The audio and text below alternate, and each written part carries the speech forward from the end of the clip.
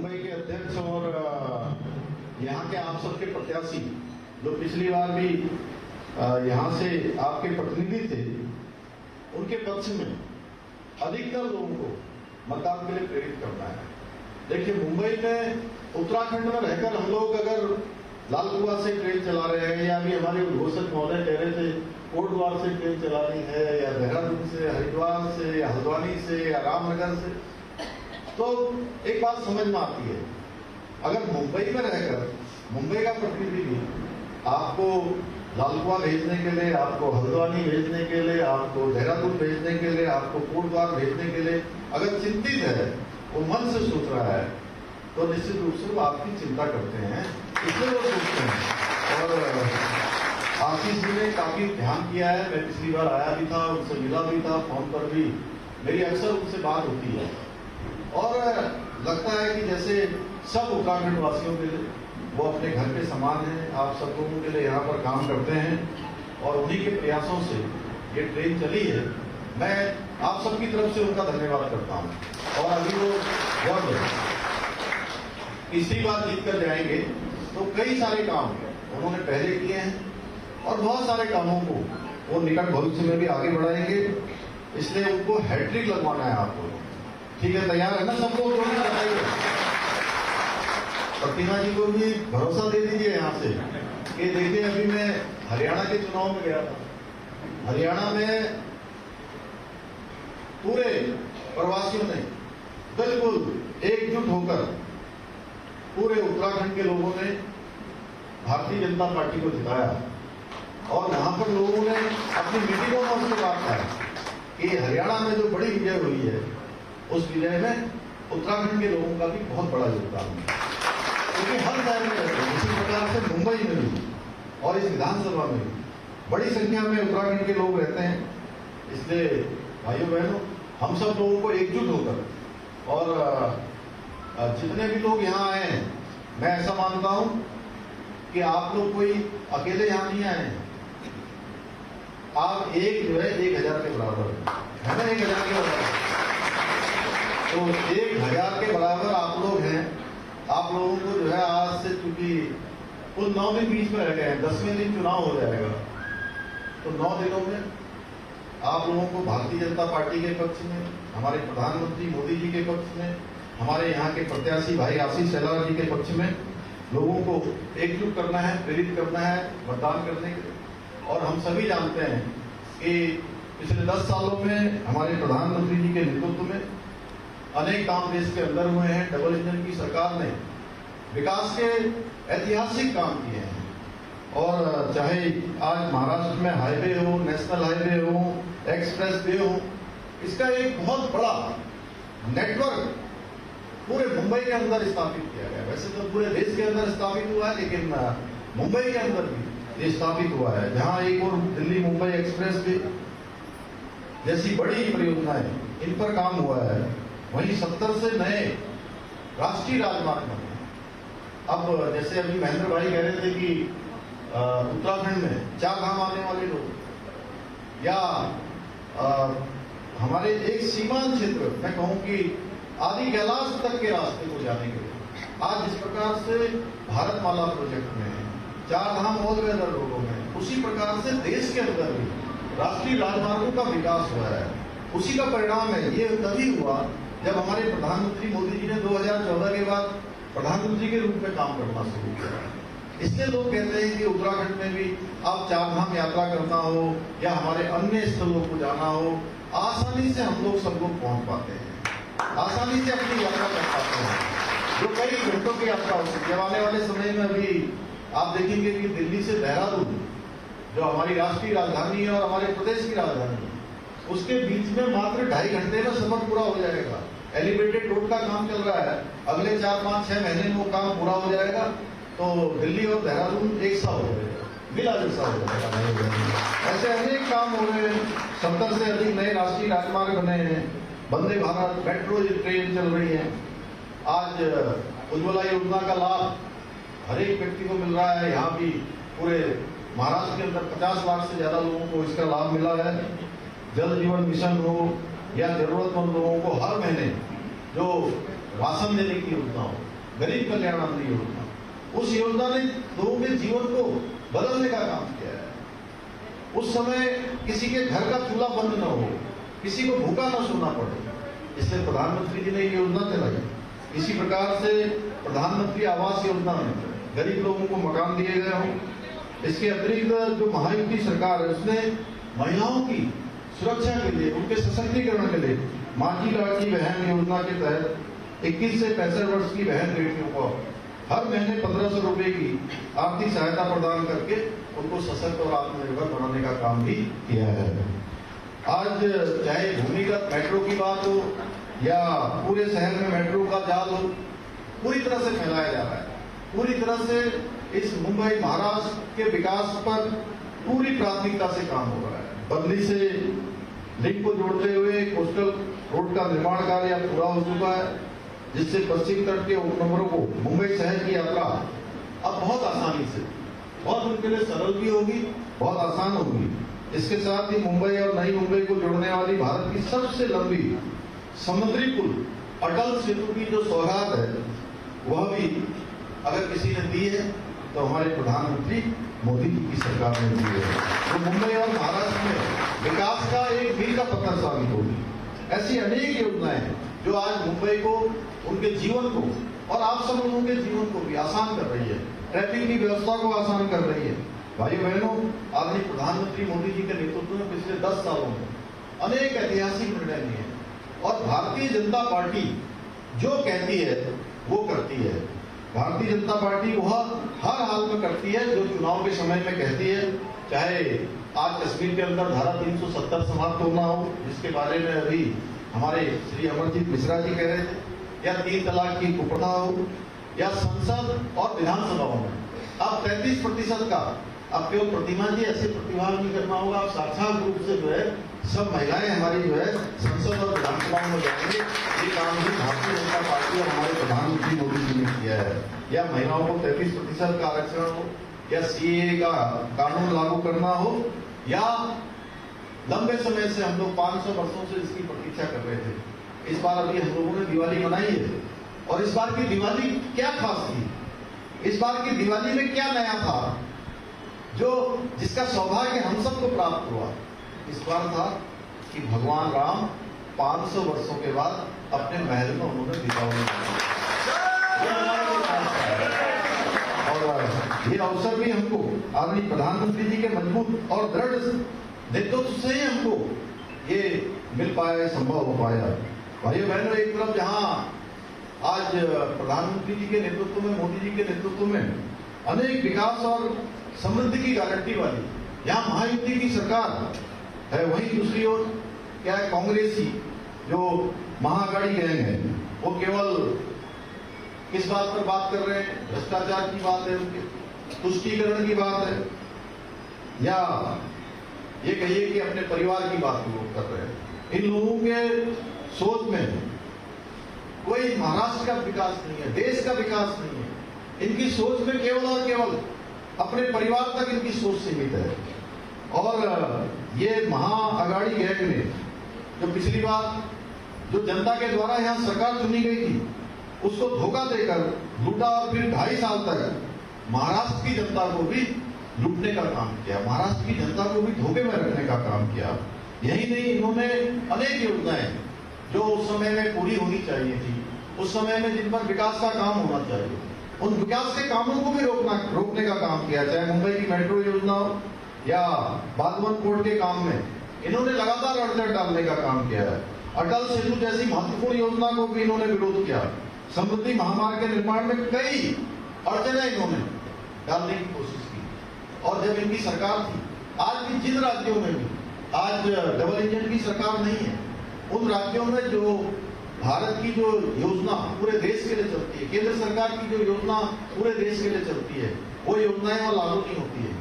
अभी आप लोगों ने पिछले दिनों देखा होगा, धनतेरस के दिन, जिस दिन धन्वंतरी दिवस भी होता है, प्रधानमंत्री जी दिल्ली से पूरे देश को संबोधित कर रहे थे, तो उन्होंने जिस दिन 70 वर्ष के बुजुर्गों के लिए, सभी के लिए फ्री इलाज की और आयुष्मान की योजना को लागू किया था, तो उन्होंने कहा कि मैं क्षमा चाहता हूं, मैं दिल्ली और बंगाल के लोगों को इस योजना का लाभ नहीं दे पाऊंगा, क्योंकि वहां की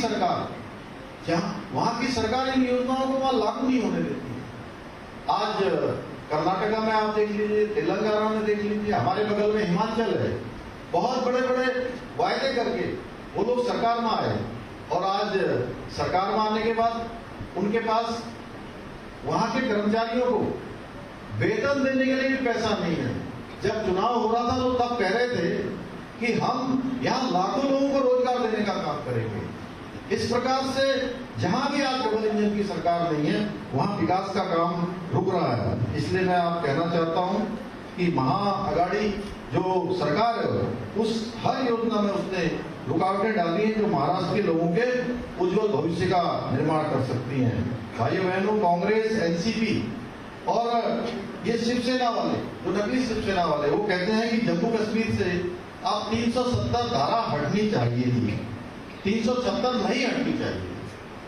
एक तरफ देखिए, अभी अमरजीत मिश्रा जी कह रहे कि देवभूमि उत्तराखंड ने इसकी शुरुआत कर दी है कि देवभूमि में एक विधेयक पारित हो गया, अब ये एक्ट बन चुका है, ये धरातल पर उतर रहा है।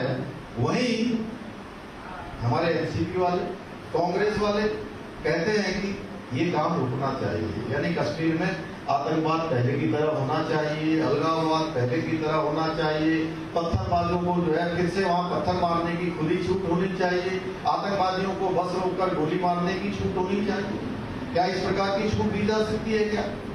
जहां हम एक तरफ जो है समान नागरिक संहिता की शुरुआत देवभूमि उत्तराखंड से कर रहे हैं, क्योंकि कश्मीर के अंदर, कश्मीर को बचाने के लिए भी देवभूमि उत्तराखंड के भी हजारों लोगों ने अपनी जान की जो है बाजी लगाई है, तब जाके कश्मीर बचा है। हमारी बहनों, ये किसी कीमत पर नहीं होना चाहिए। और हमारे प्रधानमंत्री जी ने कहा है कि आप ये किसी कीमत पर धारा 370 को वहां लागू नहीं कर सकते, क्योंकि धारा 370 देश के लिए बहुत बड़ा खतरा थी। उसको समाप्त करने का काम हमने समान नागरिक संहिता उत्तराखंड में लाकर, जिस प्रकार से गंगा, माँ गंगा देवभूमि उत्तराखंड से निकलती है, उसी प्रकार से समान नागरिक संहिता की जो गंगा है वह भी देवभूमि उत्तराखंड से निकल रही है और पूरे देश को इसका लाभ मिलने वाला है। भाई बहनों, मैं आपको आश्वस्त करना चाहता हूँ कि प्रधानमंत्री आदरणीय मोदी जी के रहते हुए इनकी 4 पुश्तें भी ये कभी जो है कि धारा 370 को अब वहां लागू नहीं कर सकती हैं। भाइयों बहनों, ये महाअगाड़ी वालों तुष्टीकरण की भी जो है सभी सीमाएं पार कर दी हैं।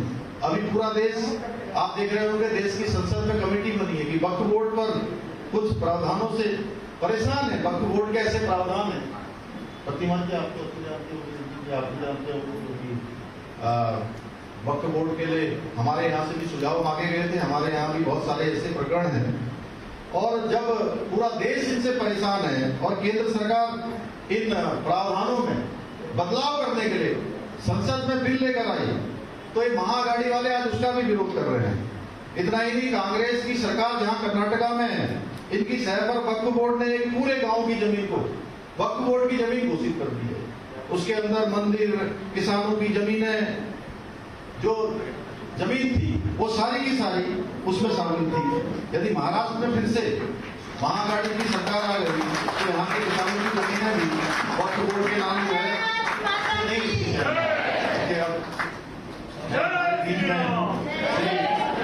श्री आशीष जी आ गए हैं, और मैं आप सबके प्रिय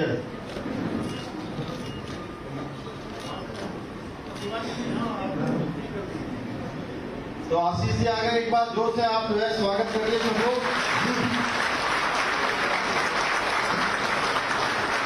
भाइयों बहनों, ये कांग्रेस और महाअगाड़ी गैंग मिलकर ये देश में एक बहुत बड़ा एक षड्यंत्र कर रहे हैं, और ये हमारे लोगों को, सब लोगों में आपस में फूट डाल के SC, ST, OBC, ये उनका जो आरक्षण है वो भी हड़पना चाहते हैं। अनेक प्रकार के षड्यंत्र कर रहे हैं देश के अंदर। हम सभी जानते हैं कि पिछले चुनाव में भी जिस प्रकार से इन्होंने लोगों में भ्रम फैलाने का काम किया है, और ये क्या करते हैं, कर्नाटका में इनकी सरकार बनी, वहां उन्होंने एक वर्ग विशेष के लोगों को जो आरक्षण दे दिया। जब संयुक्त रूप से कर्नाटका और तेलंगाना एक थे, उस समय भी इन्होंने इसी प्रकार की चाल की। अब ये महाराष्ट्र में भी इसी प्रकार का षड्यंत्र कर रहे हैं, एक और तो जातियों में लोगों को बांटने की साजिश कर रहे हैं। देश के अंदर 50 सालों से ज्यादा समय तक देश के अंदर इनकी सरकारें रही, उस समय इन्होंने कोई काम नहीं किया। आज मोदी जी के नेतृत्व में लगातार देश के अंदर एक से एक बड़े ऐतिहासिक फैसले हो रहे हैं, देश को आगे बढ़ाने का काम हो रहा है। आज देश का नाम पूरी दुनिया के अंदर वैश्विक रूप से आज भारत का मान सम्मान बढ़ रहा है। मैं अभी एक पूरे देश दुनिया में काम करने वाले एक बड़ी कंपनी के एमडी के साथ यात्रा में आया, तो मेरी अचानक उनसे जान पहचान हुई। उनसे मैंने पूछा कि आप विदेशों में भी जाते हैं तो आप कैसा महसूस करते हैं? तो बोले मेरा दिल्ली में ऑफिस है, पहले हम जो है उनसे टाइम लिया करते थे जो डिप्लोमेट है, और आज वो डिप्लोमेट हमसे टाइम लेकर हमारे ऑफिसों में आ रहे हैं। ये भारत की बदलती हुई तस्वीर है। देश दुनिया के अंदर हर भारतवासी का सम्मान बढ़ा है। तो ये लोग जो है आज इस चीज को बिल्कुल पचा नहीं पा रहे। एक तरफ जो है ये हम सब लोगों को आपस में बांटने का काम कर रहे हैं, और एक विशेष समुदाय में, मैं उसका नाम नहीं लेना चाहता, एक विशेष समुदाय में ये पर्चे बांटकर भाजपा का विरोध करने के लिए एकजुट कर रहे हैं कि भारतीय जनता पार्टी को वोट नहीं देना है। इस प्रकार से लोगों को बरगलाने का काम कर रहे हैं। एक तरफ हम लोगों को आपस में बांट रहे हैं। तो इसलिए हम सबको सजग होना है। हम तो देवभूमि के लोग हैं, हम सब जानते हैं भाइयों बहनों, और इनके बहकावे में आकर अगर कहीं भी हम लोग थोड़ा भी फिसल गए तो ये समझिए कि हम लोगों को आने वाले समय में बहुत परेशानियों का सामना करना पड़ेगा। बहुत सारी जो है मुसीबतें हम सबके सामने आएंगी। इसलिए अब ये फैसला आप सबके हाथ में। हम सब लोगों को पूरे आशीष जी को तो जिताना है। आशीष जी आपको जिताने के लिए तो यहाँ सब लोग जो है पहले ही यहाँ हम ये सब को जो है 20 तारीख तक जब तक मतदान खत्म नहीं हो जाएगा तब तक घर घर जाकर लोगों को जगाने का काम करना है, लोगों को जो है मतदान के लिए प्रेरित करना है। और आपका ये एक एक वोट आने वाले समय में 5 साल तक किस प्रकार से पूरे क्षेत्र का, पूरे राज्य का, महाराष्ट्र का विकास किस प्रकार से होगा, और ये तय करेगा कि महाराष्ट्र हमारे शिवाजी महाराज के आदर्शों पर चलेगा या ये तुष्टीकरण, ये औरंगजेब की मानसिकता रखने वालों के हाथ में जाएगा। ये हमको तय करना है। लेकिन आप सब लोगों को तय करना है कि उन लोगों का साथ देना है कि जो लोग हमेशा सनातन की बात करते हैं, या वो लोग जो कहते हैं कि ये सनातन धर्म क्या है, कहते हैं ये सनातन धर्म डेंगू है, मलेरिया है, मच्छर है, वायरल फीवर है। इस प्रकार की तुच्छ मानसिकता रखने वाले लोग हैं। फैसला हमारे 2 प्रकार की विचारधाराओं के बीच में है। एक विचारधारा कहती है कि सनातन था, सनातन है और सनातन रहेगा, यही सनातन है। इस सनातन को मानने वाले हम सब लोग हैं।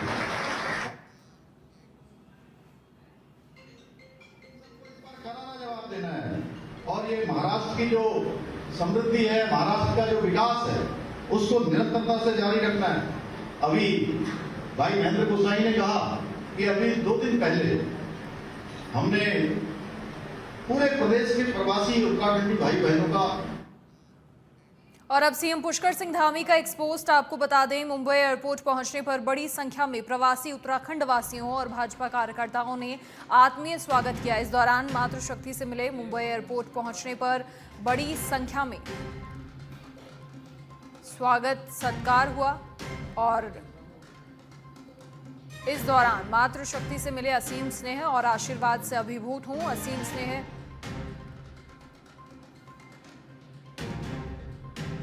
से सीएम पुष्कर सिंह धामी अभिभूत और उन्होंने एक पोस्ट किया। उत्तराखंड राज्य स्थापना दिवस के अवसर पर देहरादून में 5 दिवसीय युवा महोत्सव का आगाज हो गया है। राज्य के मुख्यमंत्री पुष्कर सिंह धामी ने परेड ग्राउंड में देहरादून में आयोजित युवा महोत्सव का उद्घाटन किया। इस अवसर पर मुख्यमंत्री ने करोड़ों की योजनाओं का शिलान्यास और लोकार्पण किया। वहीं कार्यक्रम को संबोधित करते हुए मुख्यमंत्री धामी ने कहा कि सरकार खेल और खिलाड़ियों को बढ़ावा देने के लिए विभिन्न योजनाएं चला रही है। प्रदेश के खिलाड़ी देश एवं विदेश में प्रदेश का नाम रोशन कर रहे हैं। सरकार युवाओं को आगे बढ़ाने की दिशा में लगातार कार्यरत है और इस महोत्सव में बतौर विशिष्ट अतिथि शामिल हुई खेल मंत्री रेखा आर्या ने बताया कि महोत्सव 9 नवंबर से 14 नवंबर तक चलेगा। इस महोत्सव में विभिन्न सांस्कृतिक और खेल प्रतियोगिताएं आयोजित होंगी। इसके अलावा युवाओं को प्रोत्साहित करने के लिए मोटिवेशनल कार्यक्रम भी होंगे। हमने पिछले दिनों नौजवानों को, युवाओं के हित में, राज्य के हित में बहुत सारे निर्णय लिए, बहुत सारे कानून बनाए। अभी आप देख रहे थे कि पिछले दिनों भर्ती घोटाले हुआ करते थे। मैं जब भी नौजवानों के बीच में आता हूँ, युवाओं के बीच में आता हूँ, विद्यार्थियों के बीच में आता हूँ, तो मुझे अपना बचपन हमेशा स्मरण में आता है। मुझे अपने विद्यार्थी जीवन के दिन हमेशा ध्यान में आते हैं, हमेशा उनका स्मरण होता है कि किस प्रकार से नौजवान के सामने कितना बड़ा संघर्ष होता है, उसको भविष्य की किस प्रकार की चिंता होती है, किस प्रकार उसके जीवन का असमंजस होता है। इसलिए भाइयों बहनों, हमने प्रदेश के अंदर हमारे नौजवानों के हित में, युवाओं के हित में जो तैयारियां करते थे, प्रतिभागी परीक्षाओं में भाग लेते थे और प्रत्येक वर्ष वो तैयारियां करते थे, सालों साल तैयारियां करते थे, उनके माता पिता अपने खर्चे कम करके अपने दैनिक जीवन की जरूरतों को रजत जयंती के अवसर पर मैं समस्त प्रदेशवासियों को बहुत शुभकामना देती हूँ और बेहद खुशी की बात है कि आज ही के दिन से यानी कि 9 नवंबर से जिस दिन हमारी रजत जयंती है उसी दिन से युवा महोत्सव की भी शुरुआत हो रही है, जिसका कि माननीय मुख्यमंत्री जी ने अपने कर कमलों से शुरुआत कर दी है। निश्चित रूप से ये युवा महोत्सव 9 तारीख की शाम से लेकर 14 तारीख तक लगातार संचालित रहेगा। इसमें अधिक से अधिक युवाओं का प्रतिभाग रहेगा। इसमें विभिन्न प्रकार की खेल प्रतियोगिताएं हैं, इसमें विभिन्न प्रकार के सांस्कृतिक कार्यक्रम हैं, हमारे नवयुवक मंगल दल, महिला मंगल दलों का प्रतिभाग है और मैं समझती हूँ कि बड़े बड़े महानुभाव भी यहाँ पर जो है अपनी सांस्कृतिक प्रस्तुतियाँ देंगे।